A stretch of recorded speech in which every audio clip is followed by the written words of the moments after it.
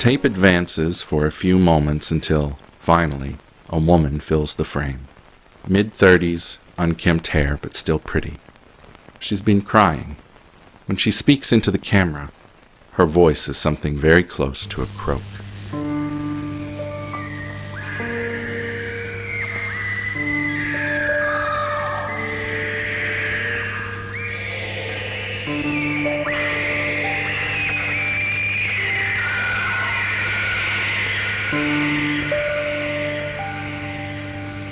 My name is Jane Woods, and I'm a very ordinary person. I wish that I had never watched that video cassette, or that having done so, I had died. I found it in 1996 on the day they buried my mamaw. It was a Saturday before Christmas. The light from a window outside the frame brightens, and its glare activates the autofocus. Her face blurs, then comes into focus for a moment, and blurs again. In those days back home, I had an unsavory reputation. That's a nice way to put it, right?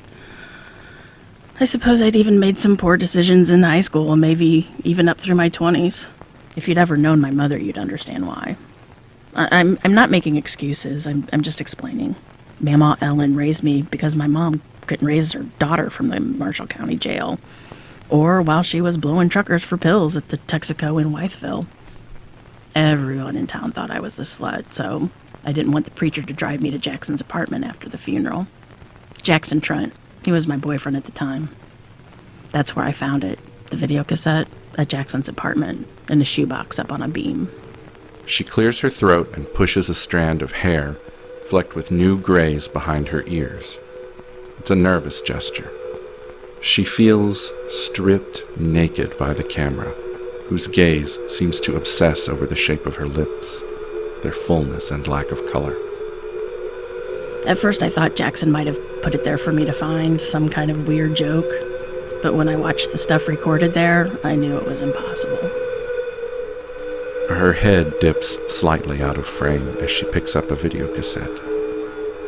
She holds it up so that the camera can get a good close look. VHS format, in a battered slipcase. The slipcase bears a logo, as well as stray marks that might have been made by a child playing with a marker. Some of these resemble rudimentary letters or simple faces, but are too crude to really make out. I don't even like to keep it near me. I can't sleep nights if I do. There's a bank in another town where I hide it in a little safe deposit box. I'll lock it up again when we're done. What no one knows, or cares to remember, is that there were 3 Gorgons. Each one possessed a visage hideous enough to turn a man to stone with her gaze. Their names, depending on whom one asks, were Medusa, Megara, and Stheno. But their true names, for they live within the human soul, are despair, longing, and heartache. It was wet and cold that day, and I'd never felt so numb. I wondered if Mamaw felt that way just before the end, and then I realized that it'd have to have been worse. Those waves of tears and shuddering just washed over me again. It had, in fact, been so much worse that the doctors euthanized Jane's Mamaw by inserting a needle into her eye tissue. And that was just to ensure they wouldn't bury her alive. But even then they couldn't be sure. They used special equipment to verify that her heart and brain activity had stopped before declaring her dead. But how could anyone really tell under all that stone? And anyway, we knew that she stayed awake long enough after the stone made it impossible for her to breathe. The 11 o'clock news, WCYB was the only news anyone in town ever watched, appeared that night with its bluster of upbeat, yet urgent intro music. A news anchor teased a story about a Marshall County woman's death being linked to a local legend. For such a rural area, where a bedbug infestation at a public library passed for hard news, this had to be the story of a lifetime, if not a dozen lifetimes. Footage shot at Mamaw Ellen's home played throughout the news segment. Camera pans across a daybed in the home of Ellen B. Woods. 7 handmade sock monkeys line the bed in 2 neat rows. They stare at the lens with unseeing button eyes. One of them is called Mojo. Jane had clutched Mojo throughout her pitiable childhood. Here he sits, still beloved but now forgotten, replaced long ago by a succession of Jane's self-absorbed lovers. Mojo would never again comfort a sad or frightened child in the small hours of the night. He now exists only as a small length of analog magnetic videotape. A freak electrical fire will destroy the WCYB video archives in 11 years. When this videotape burns, it will be as though Mojo never existed. WCYB reported about as many details of the incident as anyone could find. A game warden had found Jane's grandmother, Ellen B. Woods of Golgotha, Virginia, wandering through a row of pines on a mountain road. Everyone in Marshall County knew it as the Government Road. Shortly after midnight on Thursday, when he found her, the game warden said that her arms were completely petrified. When she arrived at Johnston Memorial Hospital, 75% of her body had turned to stone. The outbreak of stone began in the palm of the victim's hand, radiating out to the fingers and up the arm. Skin tissue adjacent to the stone would become red and inflamed before blistering, then becoming rigid, and finally turning to stone, oddly veined limestone in Mama Ellen's case. During the blister stage, deep tissue beneath the affected area, including fat cells, muscle, blood, lymph, etc., would begin to petrify, followed by bone and cartilage. Ellen B. Woods of Golgotha, Virginia, placed a phone call to her granddaughter, Jane, from the hospital. 3/4 of an hour later, her body, except for the soft tissue of her eyes, had turned to stone. I didn't get to tell my mama that I loved her before she died, but I guess that's what everybody says when they lose someone unexpectedly. It happened so fast that I didn't have time to really grieve.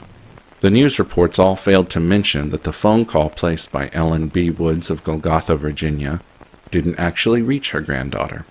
Instead, she said goodbye to Jane's answering machine. Jane has never listened to the message. I want to hear her voice again, but I'm too chicken shit. And so Mama Ellen became the 3rd officially documented victim of a real-life Gorgon hidden in the foothills of the Appalachian Mountains. Of course, it isn't really a Gorgon, even as its supplicants ache in despair before their unblinking and madly indifferent god. It once fancied itself to be the pieces of some living thing. But that was very long ago. In 1942, a milkman named Frank Polanski was found by a coon hunter only a dozen or so yards from where Ellen was found. According to local legend, the hunting dog that had sniffed out the petrified remains never hunted again and could never again bear to be outdoors after dark. The Marshall County coroner, with the help of a geology expert from Emory and Henry College, conducted an autopsy to verify that the cadaver was a petrified human being, possessing a skeleton, internal organs, and tissue structures of stone, rather than simply a hyper-realistic anatomical sculpture. Another strange layer to the case was that Polanski had lived his entire life in and around Baltimore, with no known professional or personal ties to southwestern Virginia or northeast Tennessee. No one, not even Polanski's widow, has ever been able to explain why he was found in an obscure corner of rural Virginia, dressed in his white uniform. On December 5, 1845, a preacher named James Archer Lewis was awakened in the middle of the night by a loud rapping beneath the bedroom window of Golgotha's Methodist parsonage. The building still stands at the end of Beulah Avenue, but has since been converted to an antiques shop. Lewis investigated the noise and found a woman in her 40s writhing like a string puppet manipulated by some madly twitching invisible hand.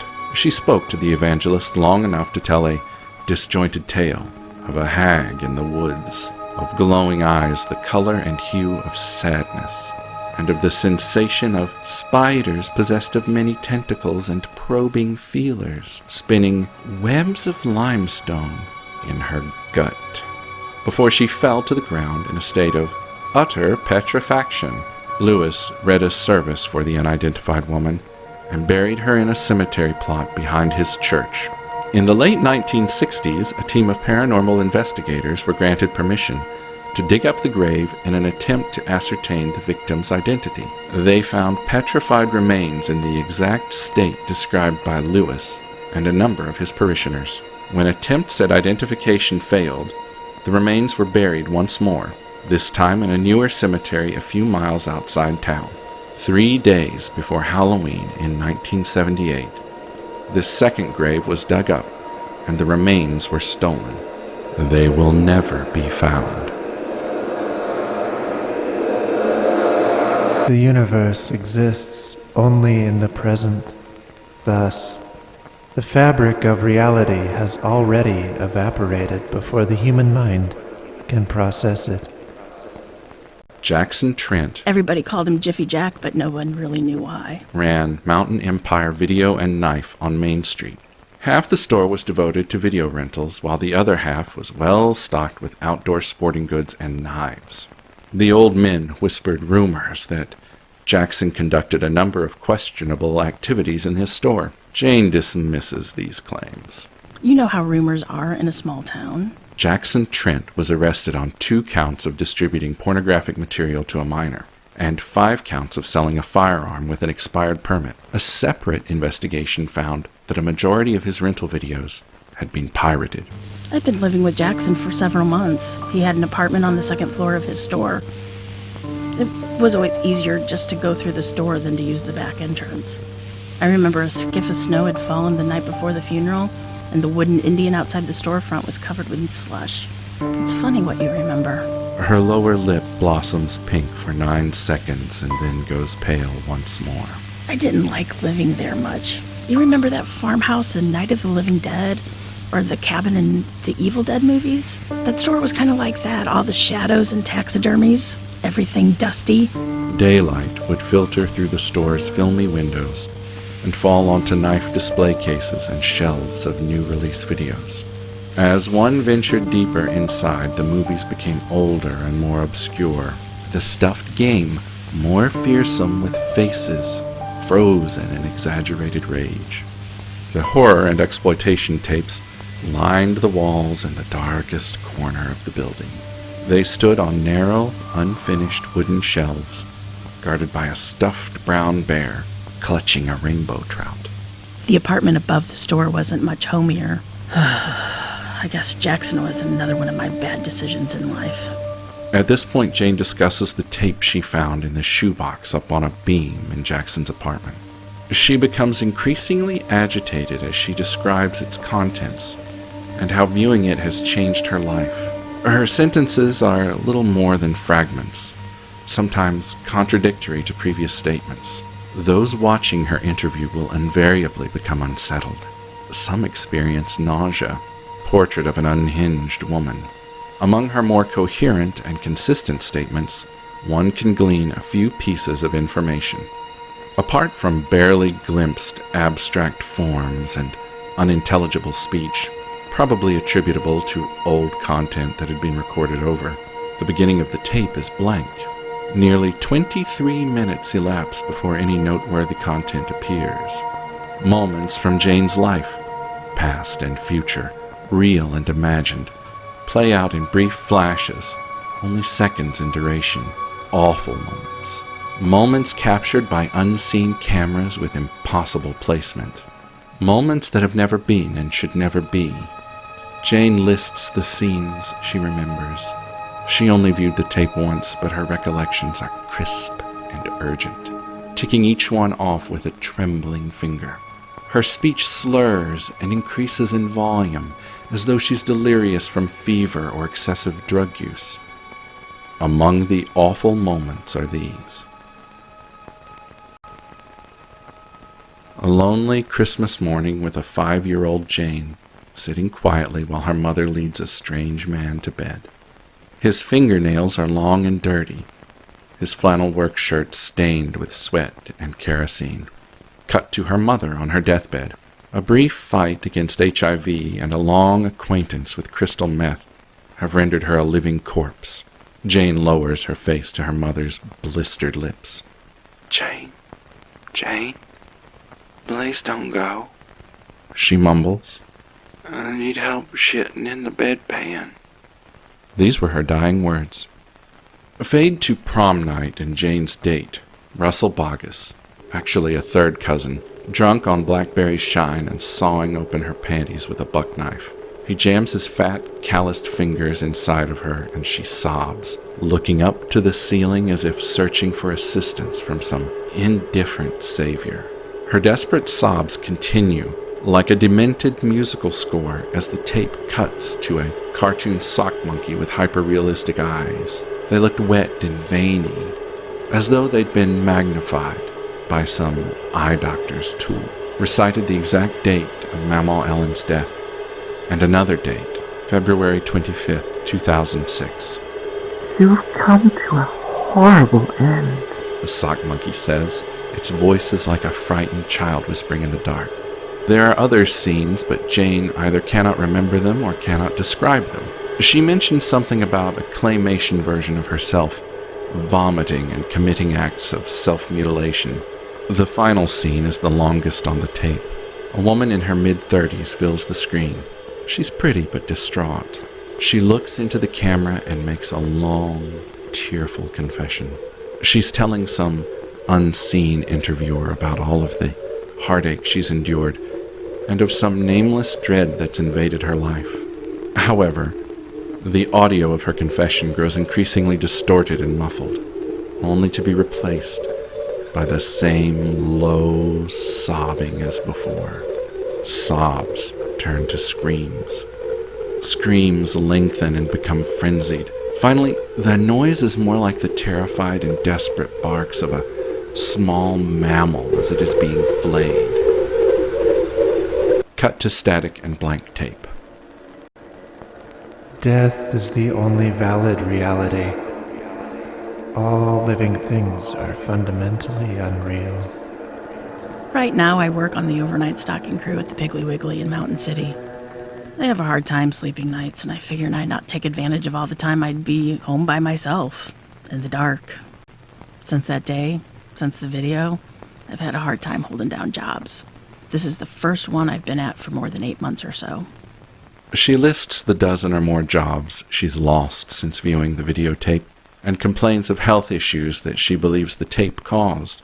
These include back problems, hypertension, type 2 diabetes, and an anxiety disorder resulting in vivid nightmares. Sometimes when I wake up, the fear and the terror are all I can remember of the dream. Sometimes the dreams are as real as anything I've ever touched. They're as real as you. They're as real as the blinking light on that camera.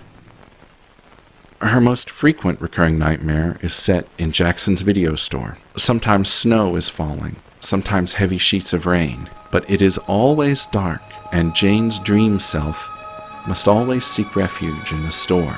The only light in the store is from the flicker of a television behind the counter.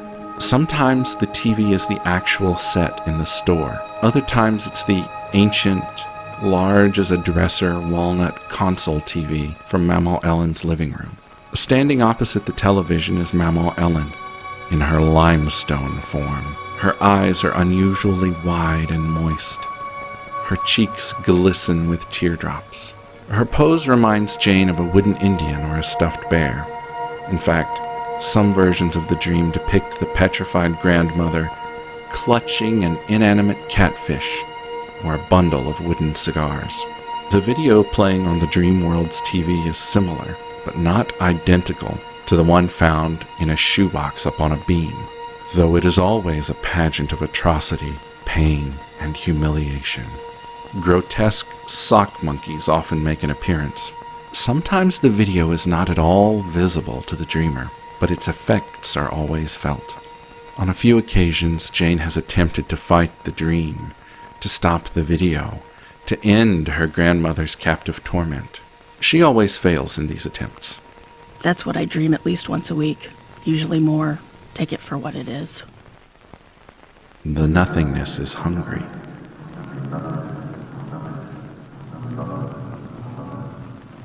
It is now Christmas Eve, or rather, Christmas morning. Jane is reading from a battered composition notebook. No one would consider Jane to be a talented woman, but she has a knack for doodling. Pages from the notebook are littered with pencil sketches of the same figure, a frail woman in white. Instead of a head, a late 1970s model Zenith television is perched atop her spindly neck. Her skeletal arms are a ruin of infected track marks. My mama, the only one who's ever really loved me, is a slab of rock buried in a cheap cemetery plot. I believe that the hag in the woods killed her and then somehow authored a weird videotape to mock and torment me. That's what I believe. That is my only belief. Wet eyes stare back at me through every shadow and on the backs of my own eyelids. There's nothing left for me here except this awful thing that's invaded my life. The 11 o'clock news is over and static from the TV is stuck in my throat. I'm writing down what's happened in the notebook so that, if anybody cares, they might be able to answer the questions that I can't. As I write this, I'm parked somewhere along the government road. I'm looking for the hag that killed my mama. I hope to find out who she is and who I am. It's so dark, but I think we'll meet before dawn. I'm fighting my sleep now, but she's awful close. Whenever I close my eyes, I hear the same awful sounds from the videotape just outside my car. The tape stops automatically, rewinds a trifle faster than it would in most players. Then small internal rotors whine almost imperceptibly just before the tape begins playing again. It advances 22 minutes and 56 seconds of mostly blank tape. A woman fills the frame, mid-30s, unkempt hair but still pretty. She's been crying. When she speaks, she sounds as though she's struggling with a lump in her throat. My name is Jane Woods, and I'm a very ordinary person.